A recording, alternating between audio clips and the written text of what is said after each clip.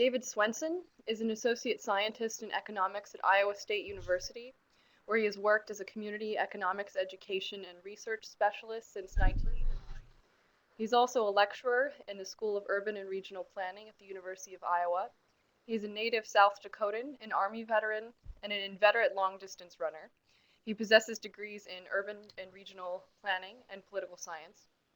His primary area of research and service evaluates regional economic changes and their fiscal and demographic implications for communities, local governments, and other public institutions in the Midwest. He has completed scores of economic impact and regional economic change studies, and he has written and presented extensively about the dynamics of change, especially in rural areas. He's an expert in input-output analysis and other types of inter-industrial evaluations, and he has contributed strongly to both the literature and practice of economic impact analysis in the areas of higher education, biofuels development, renewable energy, recycling, local foods, and the impacts of natural disasters. So his talk today is entitled, you can see it here, Biofuel Industry Economic Impacts and Analysis, Reporting the Facts in an Environment of Hype. Dave's presentation is meant to deflate expectations toward regional job gains from the values used by trade groups and agencies with vested interests in biofuels policies, and to demonstrate that job impacts are knowable and essential when considering the scope and sum of public subsidy toward alternative fuels production. So without further ado, I will turn it over to Dave. Thank you, Sarah, and thank you all of you for signing on today. The first thing that I want to do here is lay out the framework for what I want to cover. Is with regard to this topic, we need, I believe, to get a decent handle on the job value of biofuels development. The reason we need to get a handle on the job value of biofuels development, it's because in the current economy and in the current environment, jobs are the currency of the realm. And so people will throw job numbers about and use those numbers to leverage public policy and to leverage the allocation of resources and to leverage local governments. And we've watched this, or we witnessed this in spades here in the Midwest during the corn ethanol boom. And so as a consequence, we not only got a chance to study what was going on, but we also got a chance to literally enter into the controversy because job numbers were and they continue to be controversial. The second thing I would hope that we get is some kind of understanding of some of the critical elements of the contemporary debate with regard to the renewable fuel standard and how it might affect how things are as we move forward, and as well as a little bit of recent history in terms of economic analysis and biofuels. Yeah, let's move on ahead. And now I don't know how we can do this, but we can have questions. We can butt in with questions.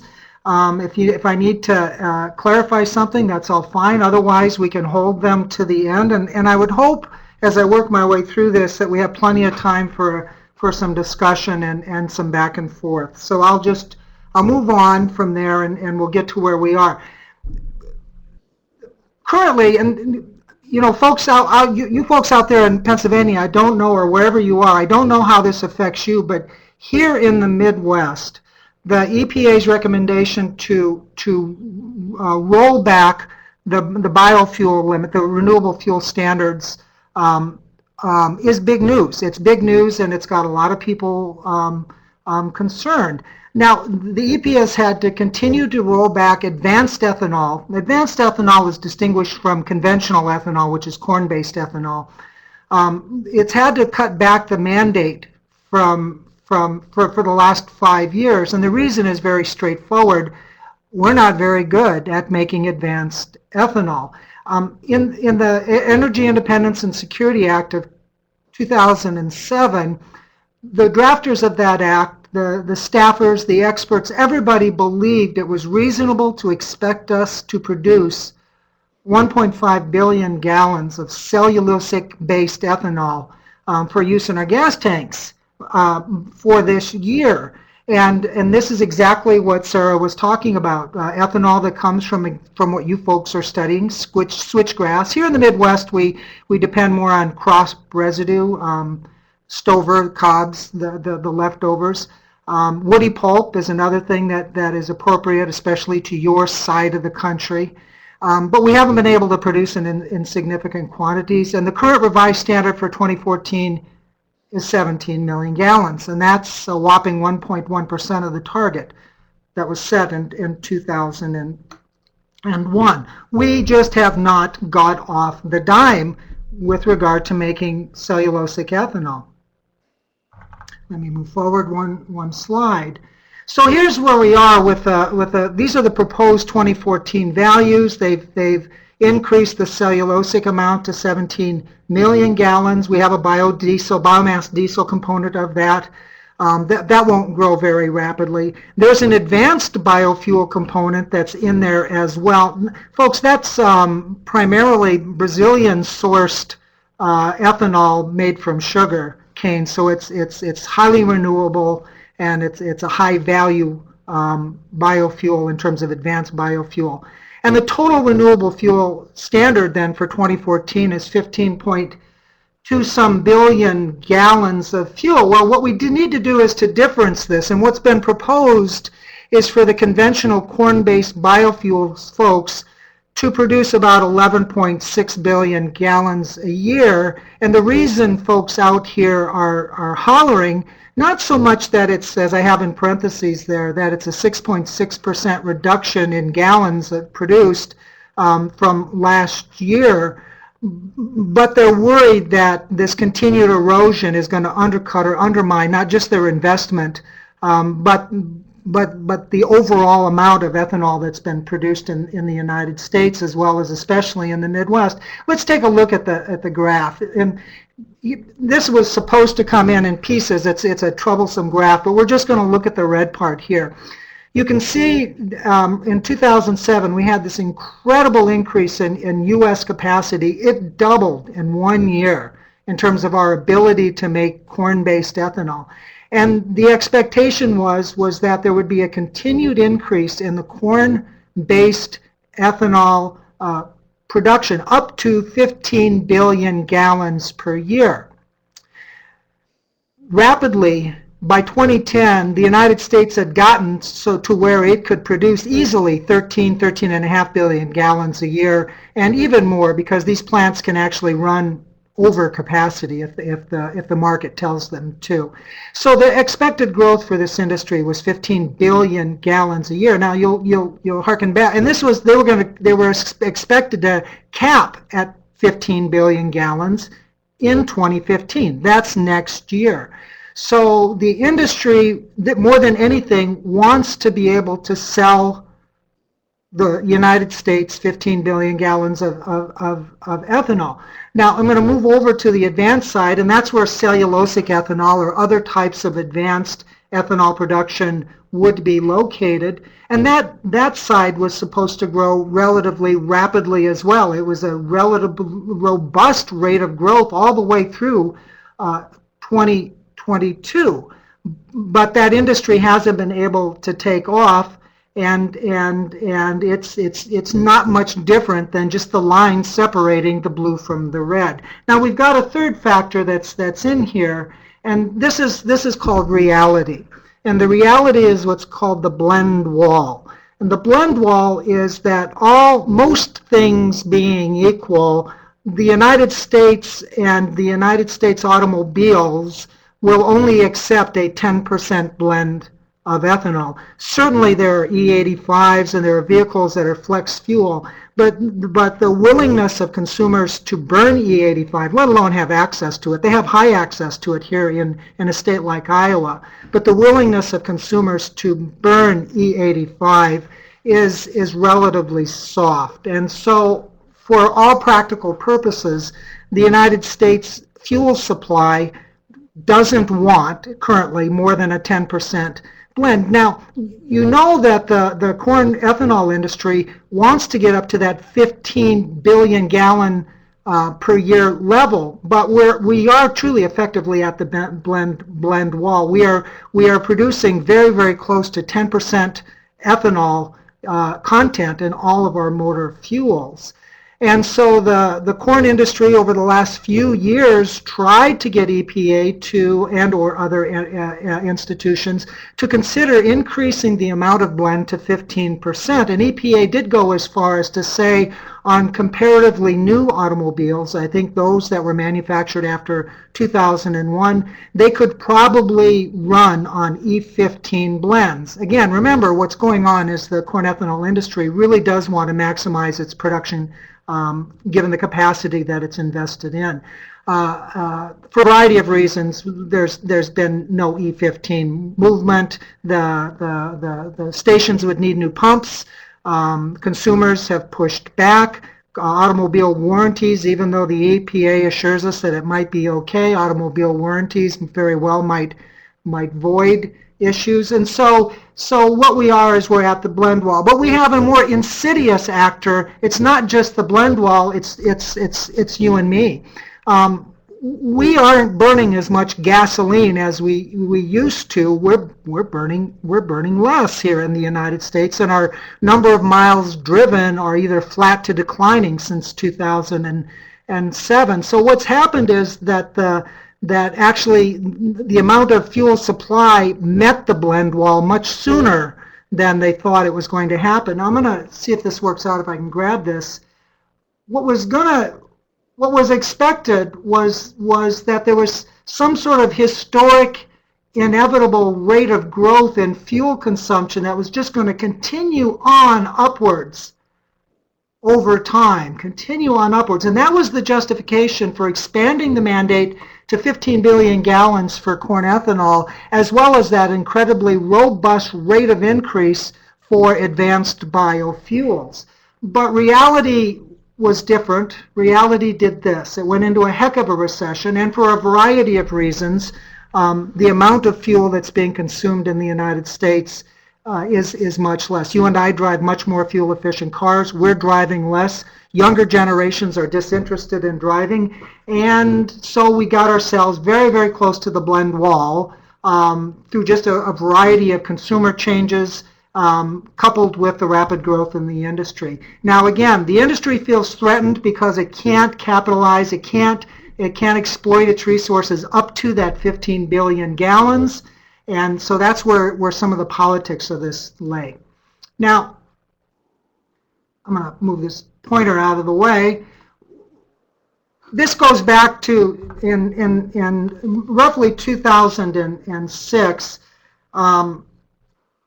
We had an ethanol boom here in Iowa, but we had a strange series of job claim numbers that were bandied about, and I quite honestly wasn't really interested in it, other than my job is to try to help people sort the wheat from the chaff with regard to information to figure out what's right and wrong. But I would get these incredible claims that a small ethanol plant was producing hundreds and hundreds of jobs in some of these regional economies, according to the Renewable Fuels Association, or to the Iowa, or the South Dakota, or the Minnesota, or Missouri Farm Bureau, or and it crept into some agencies, or the Ag Department at the University of Minnesota, and there were numbers that just didn't make sense to us if you knew a little bit about the facts. So we needed to start sorting out what was going on with regard to this industry, and at the time I wrote a little paper called Input Outrageous.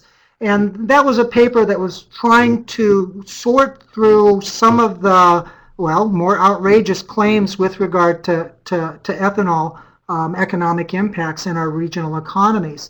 So what we started to work through is we needed to start explaining to people what was going on with regard to ethanol production, and how do we want to measure those economic impacts. And the first thing, and it's very, very important to begin with this, what the ethanol plants are doing, or were doing, or continue to do, is that they are adding value to a crop that already existed and had been significantly exported. So the corn crop, we had a surplus of corn, so much corn that we sold it relatively cheaply to the world.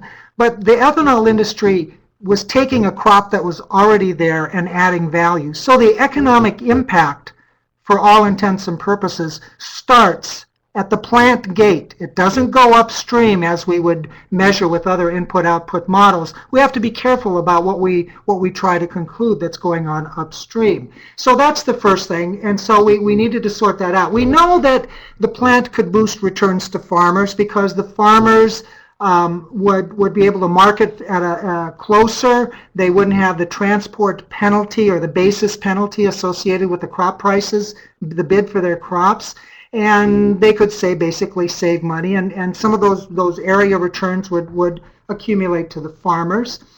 Many of the early plants were significantly farmer owned and or local investor owned. And as this industry took off, you often heard everybody talk about all ethanol plants as if they were farmer owned. Well, in truth, by the time the industry was doubling, the industry was no longer farmer owned. It was primarily non-farmer owned. But as with anything in politics, you use whatever phrase gets attention. And so oftentimes ethanol plants were described as primarily farmer owned. Nonetheless, that these industries, if they were profitable, and indeed they were profitable and they have been profitable, they would pay dividends. So that's part of the economic gain that we would expect to accumulate to a regional economy. These are decent paying manufacturing jobs, paying anywhere on average for the production workers between 45 and 75, depending on your skill level as well as your senior people. But the average pay in these jobs ran around $60,000 a year, including all benefits. So this is decent pay for rural regional development. Now this is another part that a lot of people, I think, will see when they see in the upcoming graph. This industry is expected to have very, very strong technical linkages with the regional economy. It's got to buy a lot of high-value inputs in the form of mechanical and electrical and those types of repairs and or maintenance.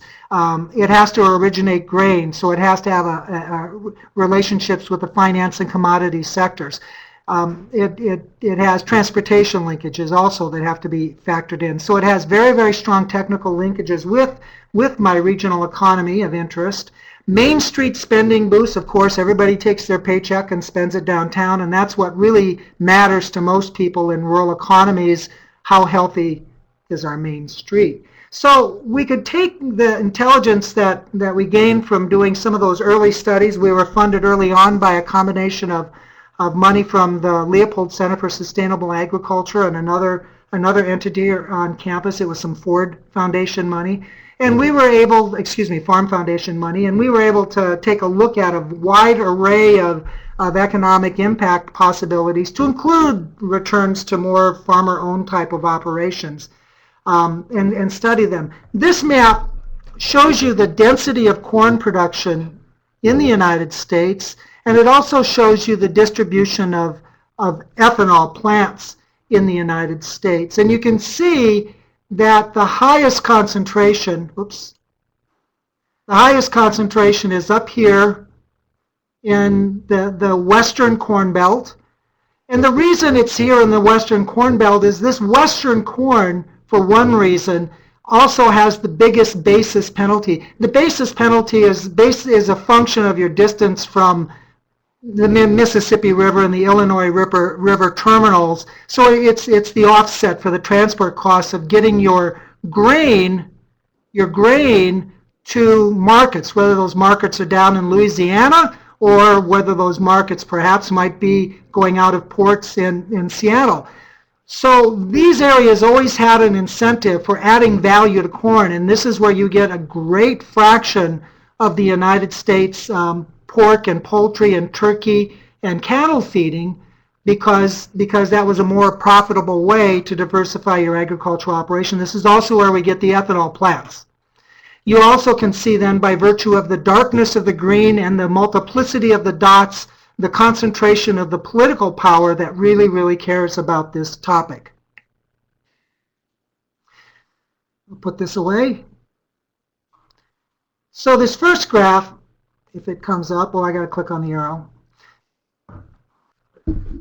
when we studied we looked at a 3-county region with a small ethanol plant, 50 million gallons per year, and we tried to use as good a practices as possible to measure the plant. And you have to understand, we didn't at the time, this is 2006, we didn't at the time have really good intelligence as to the overall cost of operations of ethanol plants. The industry wasn't very forthcoming, and for a variety of reasons, that's just the way that they were.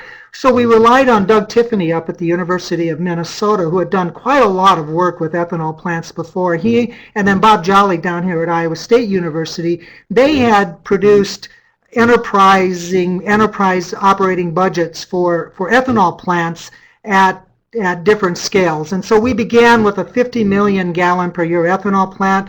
The plant only needed the direct employment, a 50 million gallon per year ethanol plant. Come on down. I'm grabbing this thing and it doesn't want to move.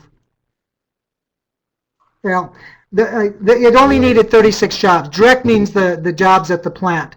And there we go. Now it's wanting to move. She's helping me out. Thank you.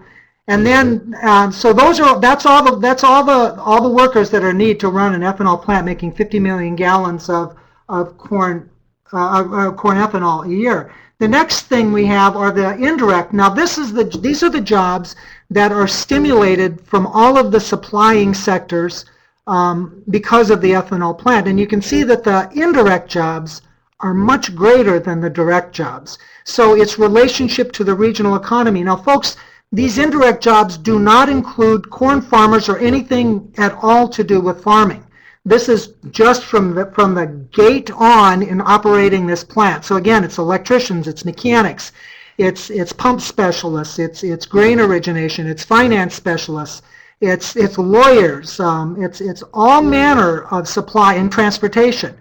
When the workers in the indirect sector and when the workers in the direct sector convert their paychecks into household spending, they induce a third round of spending in my regional economy, and they support 23 more jobs. So if you add all of this up, you get something like 130 jobs or so being supported in the regional economy. Well, very rapidly we were told that a 50 million gallon per year plant was old news. Anything going in was likely going to be 100 million gallons per year. Now, 100 million gallons per year plant, so it's processing twice as much corn, really only needs about 30%. It only has a 30%. It has 100% more corn processing and more corn ethanol output, but it only requires about 30% more total labor overall.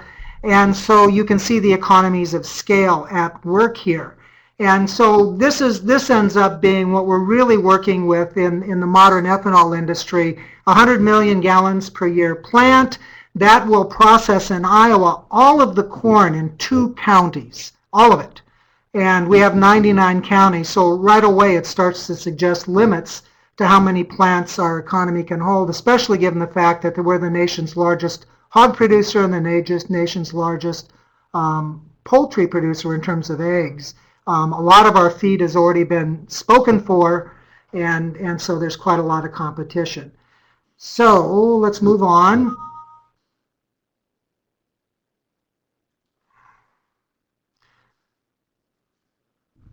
The job multipliers, so I'm just going to go through this very quickly here. We had findings that were at the same time that were more or less corroborative of what I found.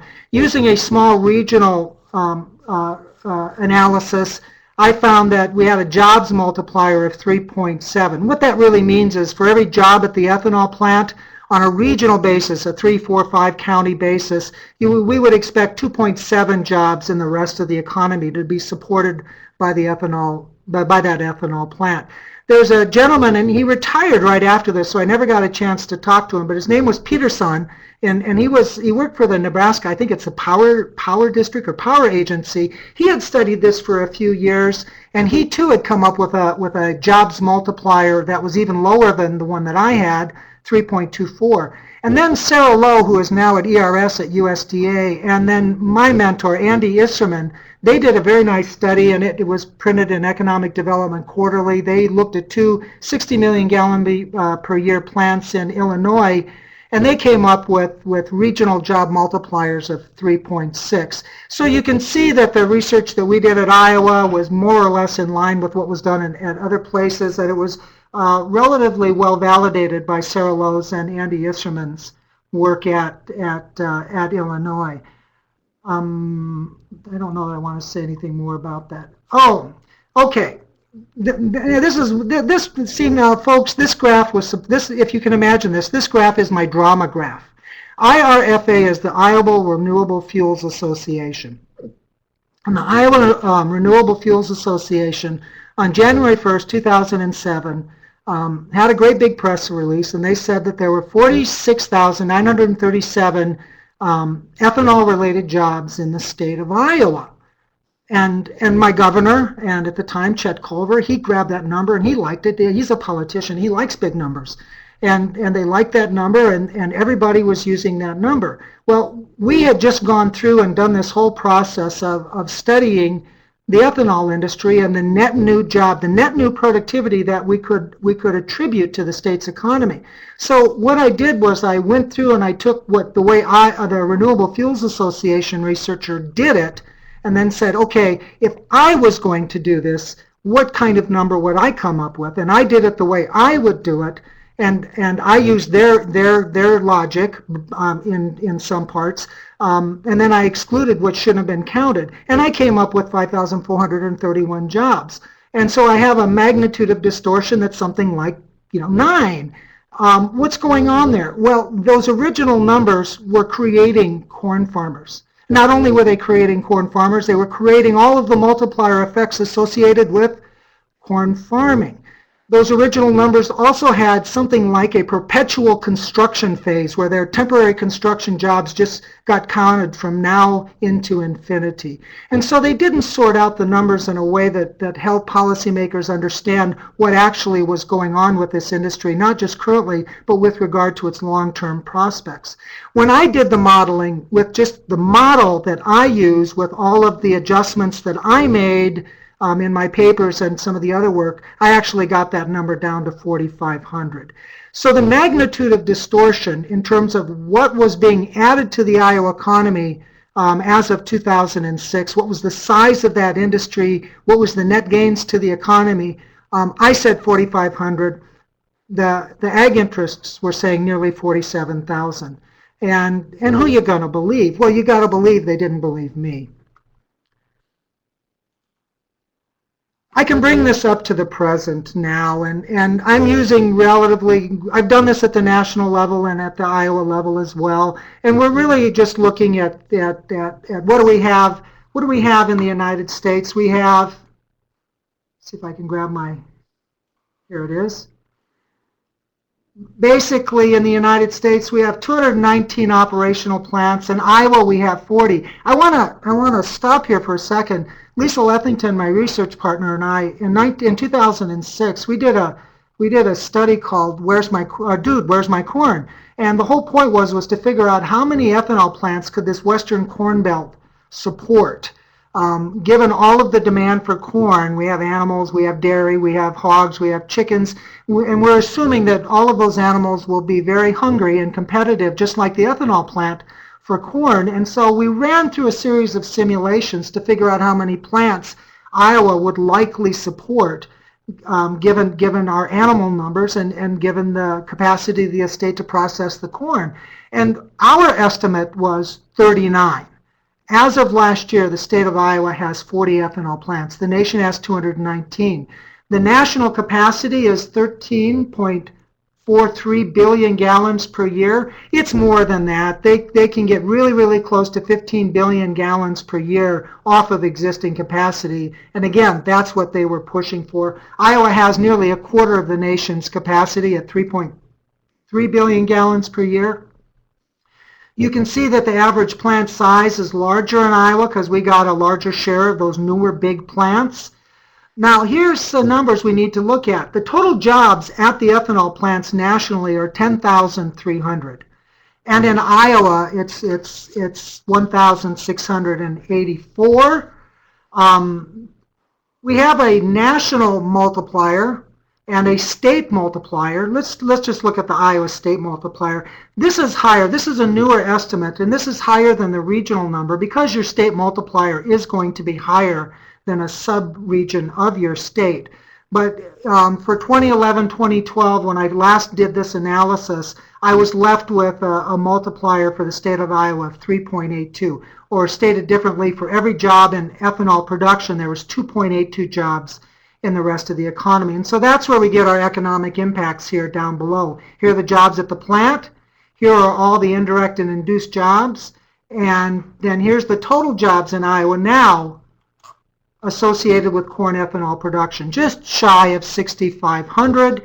And at the national level, we're at, I estimate, with a higher multiplier, roughly 47,000 jobs at the national level. Again, these are jobs associated with adding value to the corn at some point in the production process and distributing that value out into the fuel supply. And I'm looking at my notes here to make sure that I've got everything covered that I wanted to cover here. Yes, I guess I want to talk about this now. In the debate right now with the renewable fuel standard, we have a lot of hype and hyperbole with regard to people's claims. I'm going to go back just a little bit. And in 2011, at a hearing on renewable fuels, Nebraska Senator Mike Johans said at the time that ethanol is the source of 400,000 jobs in the United States.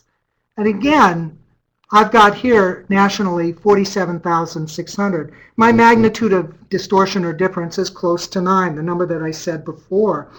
And then in a letter from 6 Midwestern governors to President Obama, because they were objecting to this most recent revision to the renewable fuel standard, those governors said 400,000 Americans depend on biofuels for good-paying jobs, and the current RFS, the Renewable Fuel Standard proposals, could cost the U.S. as many as 44,500 jobs. So my takeaway from this point on is that the distortion is still out there. The estimate of the impact on the Midwestern or the national economies is on the scary side, even though the facts suggest otherwise. If you remember what I said early on, the reduction in the renewable fuel standard for corn ethanol was about 6.6% reduction. You know, at most in Iowa, that might mean a couple of hundred jobs, and at most at the United States level for next year, that might mean a couple of thousand jobs, not 44,500 as was claimed in the governor's letter. Well, this is corn ethanol. Let's move away from that because that's really boring stuff. That's old news. That's old science. What we really want to get to is the future. And in the future, I had the opportunity a few years ago in 2010 to work with a consortium of colleges up in New York, where they developed a renewable fuels roadmap and sustainable biomass feedstock supply for New York State. It was funded by NYSERDA up there, and it was quite an interesting opportunity to do research at a level that wasn't being done here in the Midwest, and with the kind of combination of scientists dedicated towards producing good, usable, scientifically defensible inputs into an estimate of what might be the job value of advanced biofuels. Now, we had to go at this kind of carefully, and we had to rely on a lot of expertise that just simply wasn't built into the current systems. The commercial modeling systems that we use, they don't contain an advanced biofuel sector. They don't even contain a corn ethanol sector. You have to make it yourself, or you have to do it. So we had to use a different type of modeling approach called the table of inputs approach, where you identify all of the critical inputs and then the multipliers that are associated with each and every one of those critical inputs. Also, the researchers that were involved with this had to figure out what would be the new New York State productivity associated not just with the ethanol plant, but unlike the corn ethanol plants, these plants were creating or demanding new productivity upstream. They were creating a demand for a cellulosic base or a feedstock that otherwise wasn't being produced commercially. So we would get way more upstream impacts. And if I leave you with anything, it's this: is that advanced biofuels production, especially in cellulosic ethanol, has a much higher implicit multiplier per $1 million of output than corn ethanol production. And we had to do all of the stuff you have to do. We had different configurations by the size. Of course, we had construction costs. The big issue, though, that we had to pay attention to were what is the delivered cost of the feedstock? And the word oven dry ton, you just need good, dry, dense feedstock. How efficiently can that be delivered, and at what price, so that the farmer is still making a profit, and the transporter is making a profit, and the ethanol producer is making a profit. So what is the amount that can be delivered within a territory? Conversion efficiency, those types of things. How many tons are required? Of course, the biomass is extremely heavy, and so the big factor is what can we do to lower the transport cost per ton or per gallon produced, and that's one of the biggest issues that affected us on the modeling side of that. We had other stuff as well, all of the other things that you pay attention to that are inputs into the biofuels production at this thing, and I used the NREL, the National Renewable Energy Laboratory data. We modified their coefficients in their modeling structure and applied it to this situation, and it worked. And you just don't ask any questions. If the darn thing is working, if the input amounts are right, if their assumptions in terms of technical inputs are right, everything worked. And so we were able to move on. We were happy that we were able to move forward with that and do the modeling process. So here's what we ended up with. And the reason I've highlighted in red up on top are the jobs. This is for the state of New York, and I think we're producing about 350 million gallons of advanced biofuel, cellulosic-based biofuel. Well, that 350 million gallons creates a demand for a tremendous amount of crop-based and or forest-based jobs upstream. Now, these are jobs in harvesting, storing, and transporting those crop or forest-based feedstocks. So you can see the huge number of jobs that are generated up in there. And then I'm going to grab this and we'll go down. And this dinky number right here are all the jobs at the refinery. So up above, these are all of the jobs associated with the feedstock procurement, as well as some of the other critical inputs. But the big numbers are up here, plus the jobs at the factory, and then we have the worker spending, and we add it all up and we came up with about 3,900 jobs associated in all of New York. And by the way, New York is a relatively rich set of industrial accounts, so it's going to have a higher multiplier, say, than Wyoming or South Dakota or Iowa overall at the statewide level. So we got a good handle. We got a good handle on this. We tried to make the crop and forest-based production highly efficient, much more efficient in terms of current processing of those products. We assumed the ability to use more machinery and to densify make more dense the commodity that's coming in. And so I very, very much tried to be very efficient on the labor, yet the labor numbers, again, were incredibly high. So we can move this forward now. We have some good intelligence. We did this work. We were more than happy with it. And we've got a good sense of the direct and the indirect jobs at this area. So we can start taking this forward and start talking about the United States. And we can take those numbers, and about 3,900 jobs would produce 354 million gallons of cellulosic alcohol in New York State. Now remember, I said the current advanced ethanol mandate calls for 8 billion gallons by 2016. which we're not going to make it. We're probably not going to make it by 2026 as far as I'm concerned, unless something magical happens. But we'll just pretend like we were going to make the 8 billion gallons by 2016. If we could do that, well, we can do some math. If we were going to make 8 billion gallons, then that equals, if you divide that by the 354 million New York gallons and assume that New York is somewhat typical of the job creation associated with ethanol, it would mean that we would need 22.6 New Yorks, and 22.6 New Yorks times 3,891 jobs says on net we might expect as many as 87,000 to 90,000, 95,000 U.S. jobs total producing that much cellulosic ethanol. Yet I have analysts and I have policymakers out there promising that there would be over 1 million jobs at that level of production.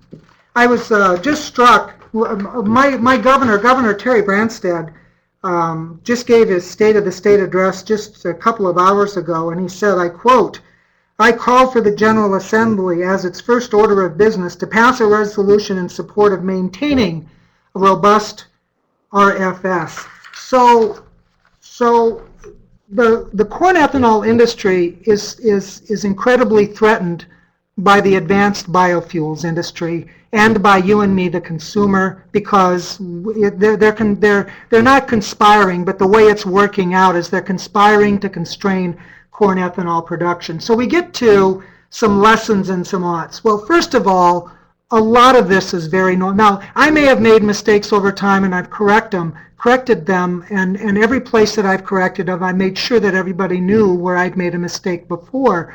But this is darn knowable stuff, and we can do a good job at this by paying a good attention to exactly what we're talking about, who's involved, what are the upstream linkages, what are the value of those upstream linkages, and what might be the regional, the statewide, let alone the national gains associated with biofuels production.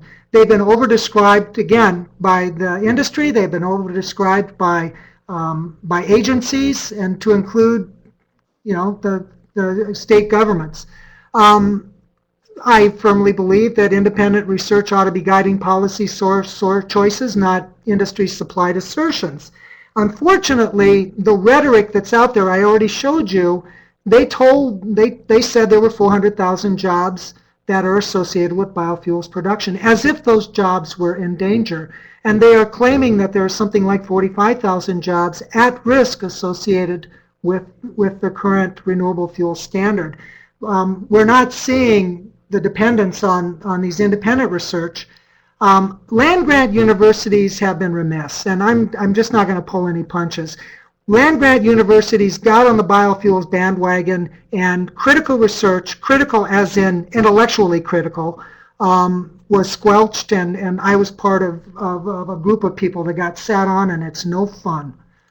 Farm state media have been incurious as to some of these great differences in job numbers, and will report both of them, but not investigate the differences, and I don't understand that. And now the corn states, they're in a disadvantaged position, and as you can see, and perhaps you've heard, they're counterpunching very aggressively, trying to maintain the gains that they have enjoyed. And so that's where we are now. Now, we have this current Renewable Fuels Association controversy. We have a bipartisan political consensus in the ethanol states. Our Republican and our Democratic Senator Harkin and Grassley are just of a single mind on this. And they are concluding, and they're using this language, the adjustments to the Renewable Fuels Association will destroy Midwestern economies. I have Governor Branstad here. You know him if you've ever seen. Some of you might be old enough to remember there used to be a Territon commercial. It was a cigarette brand, and it said, "I'd rather fight than switch." So I gave the governor a black eye here. He'd rather fight than put up with a reduced renewable fuel standard. And he's now likening this to a tailspin in a Midwestern economy that could lead us to, and I'm not kidding here, a farm crisis, not unlike what happened to us in the 1980s. This is hyperbole of the first order. actually, in truth, the near-term impact on the renewable fuel standard is in the dozens to maybe a couple of hundred. In the Midwest, a few more. But over time, remember what's being crowded out. They're making room for the advanced cellulose or the advanced biofuels. And the net gains to regional economies are net zero, actually to positive, because the cellulosic plants, as they come online, have much higher job production values. Facts. No matter what, we still have to live with the blend wall. And the consumer's willingness to absorb more ethanol into the fuel supply seems to be limited. We were okay at 10%, but more than that, we're not okay with that. The renewable fuels folks pushed very, very hard for an E15 adoption, and it got no traction at all. The rollback makes room for really minor advances in cellulosic production. We have a few plants maybe going to come online next year. They say this year, but I don't think so. It's next year. So at most out of Iowa, we might see something like 70 to 75 million gallons per year of cellulosic. Maybe nationally by 2016, we might see 100 million gallons per year. That's one of those big corn ethanol plants. And if you remember, that was 46 jobs. But that's what we're looking at in the next year or two. Our collective desire to burn less gasoline is still thwarting them. And then there's something that I always put out there. You know, when we were developing the corn-based ethanol, policymakers and even the corn state interest said this was a transitional step into more sustainable choices, because corn ethanol really isn't considered sustainable. And so I decided I'd quote Jimmy Buffett in A Pirate Looks at 40. And with regard to corn ethanol, it was never meant to last. And that's my presentation. I did that all in one breath, and I'll try to take questions now. And either do they come over the line, or do I deal with them on the chat? I can read them to you if you'd like. So the first question. Okay, good. First question had come in during the graph that showed the comparison of the job breakdown between 50 and 100 million gallons of production. So Jonathan asks, for indirect jobs created, how is the designator regional defined? Is it, i.e., distance from plant? You had mentioned a couple of counties in another description, but maybe you could just talk about how you develop those regional definitions. My definition of region at the time, my definition is where did they get the corn and where did they get their workers. The corn is going to be a multi-state. You're probably going to be getting the corn from 1 to 2 to 3, depending on the location of the plant. 1 to 2 to 3 counties is going to supply the corn for this plant. I made this plant be out in a western county that had moderate corn densities, not super high corn densities. The workers are going to be local, period. They're going to be local. The people that work at a plant are going to live within 15, 20 miles of the area. And then last, the technical inputs.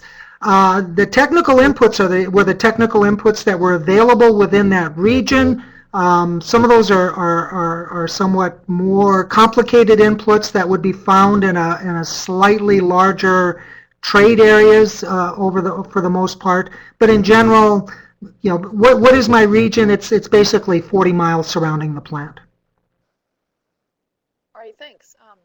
So Dan asks, it sounds like your job impact model assumes that corn prices and production rates are unaffected by the existence of the ethanol industry. Is that correct? Yeah, at the time when we first did this stuff, we're talking about the ethanol industry. The ethanol industry in and of itself was just processing corn to make a commodity. The modeling that we used are fixed price models. We don't factor in some sort of feedback with regard to the price increases. We know that over time we've had a couple of things happen. First of all, we've had, for a variety of policy reasons as well as economic reasons, we've had huge fluctuations in price. The value of ethanol early in 2006 skyrocketed because it was the only commodity available to release the now banned MTBE. We also had, during the 2008 period, corn prices climbing rapidly. And then we had the Great Recession and this incredible collapse not just in corn price, but in energy price, and so we had all kinds of volatility. And then we had another run-up in corn price last 2 years ago because of the drought. And then now we have what I would argue is a normalization. So we had periods of intense profitability among farmers caused by a range of policy and or other issues, apportioning out which fraction of those opportunities for income gains for farmers were directly attributable to shifting the demand curve and shifting the supply curve with regard to corn supply is work that I didn't try to do. All right, thanks. The next two questions somewhat relate to each other. So Steve points out that one of the reasons E15 has not been popular is due to mechanical problems, particularly with marine engines. And then a question follows, what's the effect of expanding E85, and is there a realistic potential for E85 to expand as a, quote, substitute for E15, for example?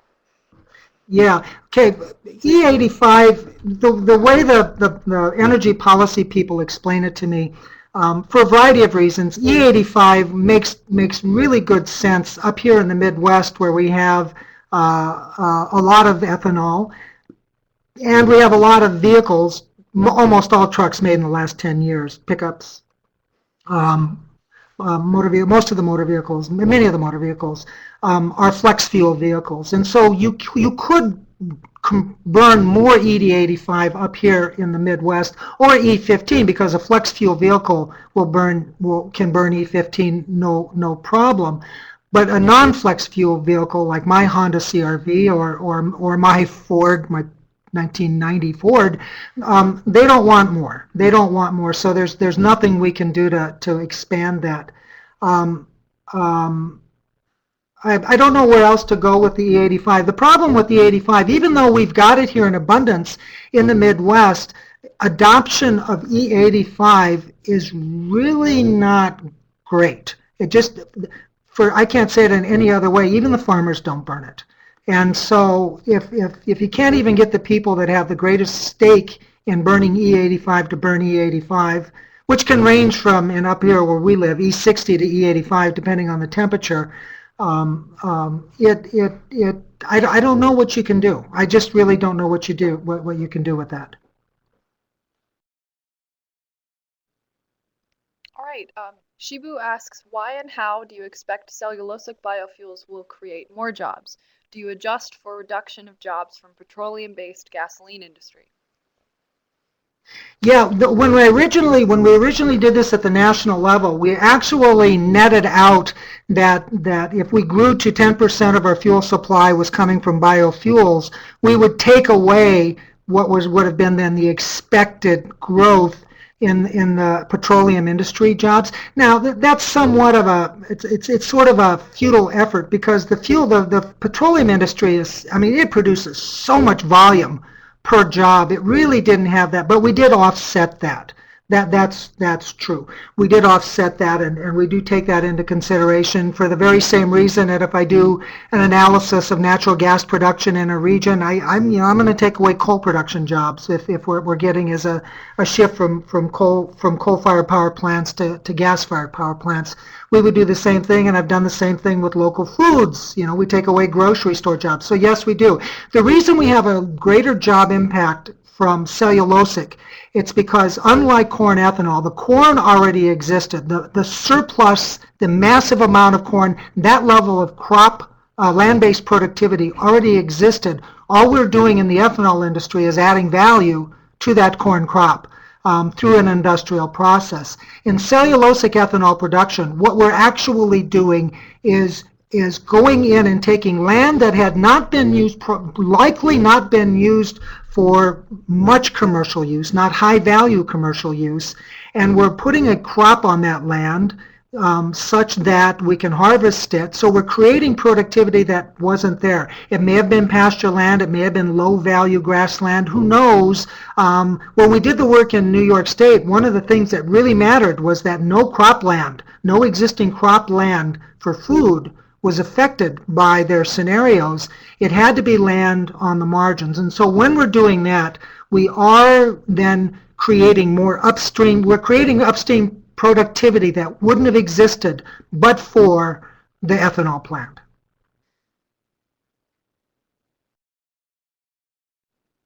Thanks so much. Any other questions?